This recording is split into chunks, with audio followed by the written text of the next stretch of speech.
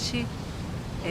Eu sou Daniele Costa, professora do curso de Ciências Sociais da Universidade Estadual Vale do Acaraú e faço parte de uma equipe vinculada ao programa Cientista-Chefe na área de recursos hídricos.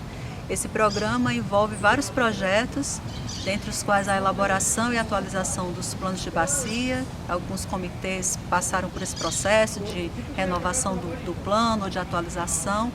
E envolve também outras atividades e outros projetos, como o projeto, o plano de secas, que é sobre isso que eu vou conversar aqui rapidamente com vocês, e algumas outras atividades ligadas à alocação de água, né? Um projeto que tenta estabelecer uma relação, né, uma interlocução entre a universidade e as políticas públicas. Então estamos aqui sob a coordenação do professor Francisco de Assis de Souza Filho, do curso de Engenharia. O plano de secas tem como objetivo nos preparar melhor para os contextos de seca.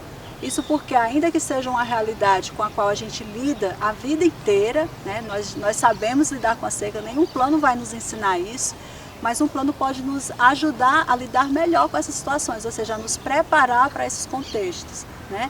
Então, o plano de seca tem como objetivo elaborar um plano de seca das regiões hidrográficas do estado do Ceará e de alguns hidrossistemas. Que hidrossistemas? Né? Reservatórios que são estratégicos, ou nos quais houve uma incidência muito grande de conflitos no contexto de seca.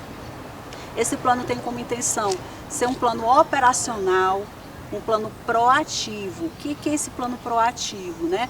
É a gente sair daquele círculo meio que vicioso ou hidrológico, que a gente já escutou várias vezes sobre a seca.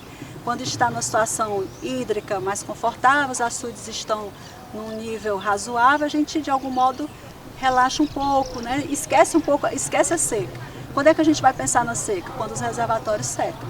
Então o plano tem a intenção de fazer com que a gente pense a seca antes dela acontecer, para que quando ela comece e se manifeste, a gente já tenha as ações elaboradas e a gente possa executá-las estabelecendo cenários de seca. A gente sabe que a seca é um fenômeno socioclimático que faz parte das características do clima da nossa região. Então não é um fenômeno excepcional, não é um fenômeno, uma surpresa para a nossa vida, tanto que a gente já trabalha com a ideia de convivência com a seca, convivência com o semiárido, né? E o plano de seca é uma tentativa de nós nos prepararmos, mas nos prepararmos de uma forma mais organizada, digamos assim, para a seca. De que modo? Elaborando, de fato, um planejamento para a seca. Então, vamos estabelecer alguns cenários de seca para cada região hidrográfica. No momento em que não estamos com seca, o que a gente vai fazer? No momento em que a seca começar e for se agravando, eu preciso ter um monitoramento desses processos, desse movimento da seca, ter uma identificação de quais são as nossas vulnerabilidades, como e em que momento a seca nos atinge, que conflitos ela causa e que respostas foram dadas e que a gente precisa dar na próxima seca. Então o plano de seca tem uma característica, diferente do plano de bacia, que tem um horizonte de longo prazo, ele é um plano de curto prazo. É pensar em quais são as ações que a gente precisa implementar caso a seca seja no ano que vem. A gente vai agir daqui para frente. Como assim, né? A gente vai definir estados de seca, ou seja, vamos estabelecer alguns princípios para lidarmos com a seca. Um monitoramento permanente, como a gente já tem um monitor de secas, mas um monitoramento também dos reservatórios, em que nível eles estão, né? Um planejamento de ações, uma avaliação das vulnerabilidades que a seca provoca e também as respostas de mitigação que a gente possa estabelecer. Então o plano tem esse enfoque, ele vai fazer um diagnóstico da situação que nós estamos vivendo, que vivemos na última seca.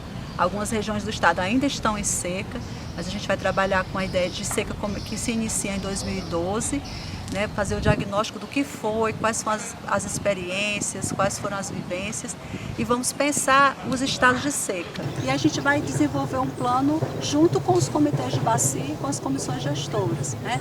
Então, o que vai ser feito? Vocês receberam um questionário, um formulário online, em que a gente tenta identificar, fazer um pouco esse diagnóstico da seca, a partir de quem viveu e vive a experiência da seca mais perto, porque conhece melhor do que nós que muitas vezes estamos distantes, ou estamos numa região em que os efeitos foram diferentes, né? Então o questionário é para ser preenchido por todos os membros do comitê, suplentes e titulares. A gente pede que vocês participem ativamente, porque é muito importante que vocês se envolvam nesse processo. Depois desse questionário, a gente vai desenvolver também algumas entrevistas com alguns atores, e aí vai sistematizar todas essas informações no diagnóstico, repassar para vocês. Vocês vão ter o tempo para a leitura e o tempo da crítica do relatório. Ah, o diagnóstico tá ok, precisa ser aperfeiçoado, o que precisa? Vão devolver para a gente vai ter um momento para discutir presencialmente o diagnóstico.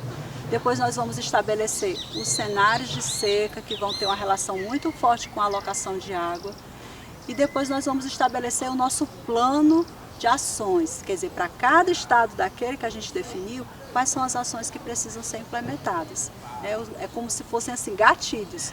O reservatório está em 20%, ele disparou um gatilho de ações, então vamos começar a desenvolver as ações. Então é importantíssimo que todo mundo participe.